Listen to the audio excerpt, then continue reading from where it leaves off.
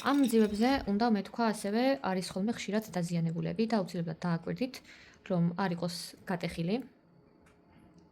ასევე შეგიძლიათ აი ასეთი მოძრაობით დააწვეთ და ყველაფერი ერთმანეთში კარგად ჩაჯდება. რას გულისხმობ? შეიძლება შეკრაში მოვიდეს აი ასეთ დაშლილ მდგომარეობაში, რომელიც შეგიძლიათ შემდეგ თქვენით ისევ ააწყოთ. მთავარია რომ რომელიმე დეტალი არ იყოს გატეხილი. ეს არის ცენტრი, შემდეგ მოდის აი ასეთი დეტალი, ეს არის თავსახური ერთ მხარეს, აი ასე ჩდება. ეს არის უკვე ბურთის ნახევარი, შემდეგ ისევ აი ასეთი დეტალი და ისევ თავსახური.